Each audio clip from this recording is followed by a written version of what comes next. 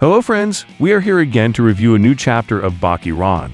But first, let's quickly recap Chapter 21 in case anyone missed it. Chapter 21 begins with a panoramic view of the city, focusing on the building where Jack and Yujiro are having their confrontation. Inside, a loud sound similar to an explosion is heard, causing panic among the restaurant's diners.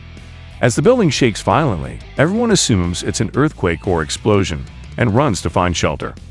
The waiter, suspecting something else, heads to the private room where Jack and Yujiro are. Upon opening the door, he is shocked to see Jack's face pressed against a reinforced window, preventing him from falling out. Yujiro refers to the incident as a normal family discussion, but the concerned waiter questions this. Yujiro says that he intended to throw Jack out of the building, but the reinforced glass stopped him.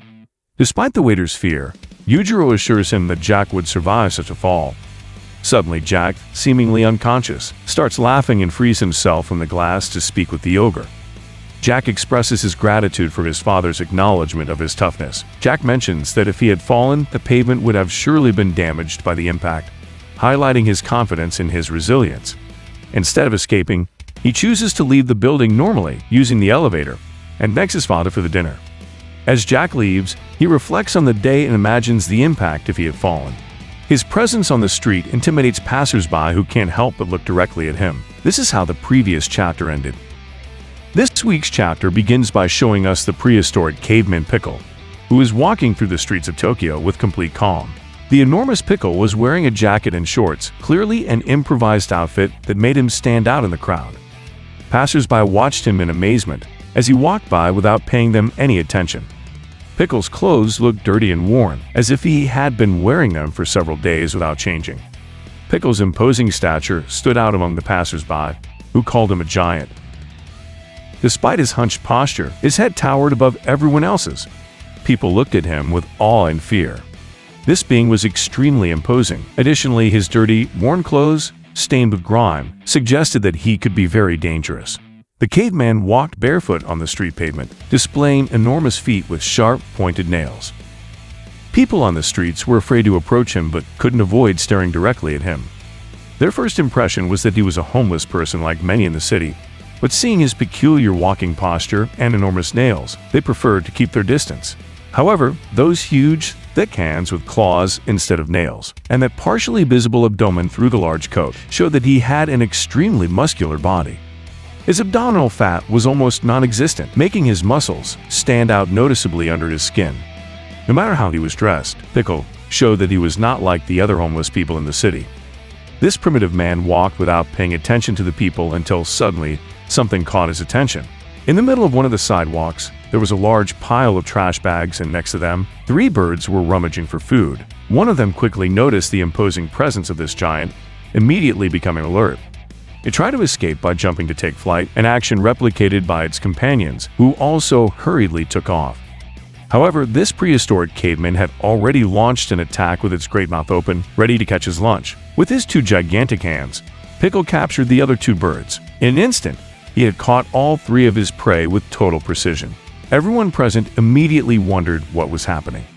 They couldn't understand the wild behavior of this man. Pickle had begun to eat one of the birds, causing a great commotion and scattering feathers all over the street. People started murmuring, and an uproar ensued as they saw what Pickle was doing.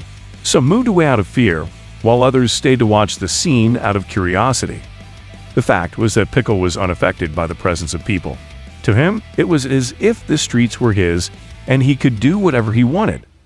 Pickle continued devouring his meal while the passers-by watched in amazement, not daring to get closer. Once he finished devouring the 3 birds, Pickle proceeded to clean his hands while the people couldn't believe how quickly he had eaten them. However, Pickle still didn't seem satisfied.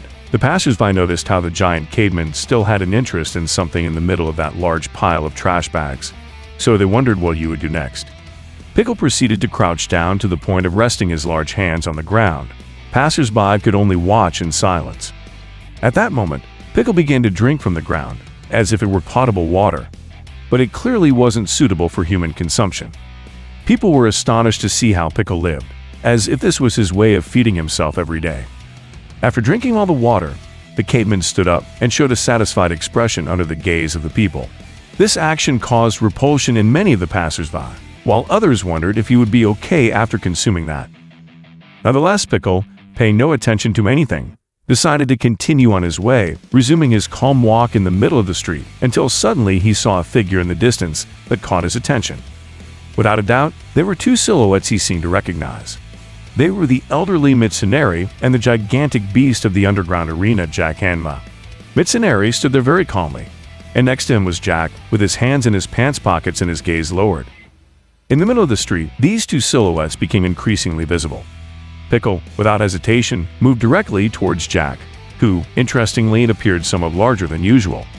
The crowd couldn't believe what they were seeing: two real giants meeting at that precise location, making many think it was the filming of a movie or something similar. Pickle continued his march, observing Jack closely, while this man slightly lifted his cap to get a better look at Pickle. People were completely impressed and attentive to what might happen. Some thought that a big fight might break out between these two giants. Suddenly, Mitsunari noticed something that left him shocked. He quickly complained about the terrible smell emanating from Pickle's body as he approached. However, this didn't seem to affect the thoughts of the prehistoric caveman, who only watched Jack in amazement.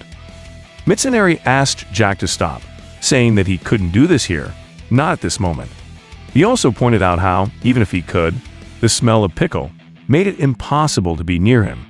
While speaking, the old man noticed something in Jack that caught his attention. The biting cyborg had started to move. Jack had begun walking towards Pickle, so Mitsunari asked him again to stop. However, Jack ignored his words and lunged at Pickle, but to everyone's surprise, all he did was give him a big hug while telling him how much he had waited for this meeting, and that he had been thinking about him all this time. Jack, still hugging Pickle with a hunched posture, confessed to the prehistoric beast that he had always thought about him since their last fight and couldn't get him out of his mind. This gesture surprised Pickle, who responded by placing his right hand on Jack Hanma's back. The chapter ends with this beautiful panel where we can see Jack hugging Pickle despite his smell and appearance. It was a fraternal and honest hug.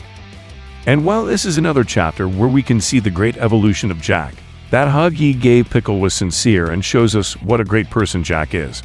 I thought he was going to punch Pickle, but that hug was unexpected.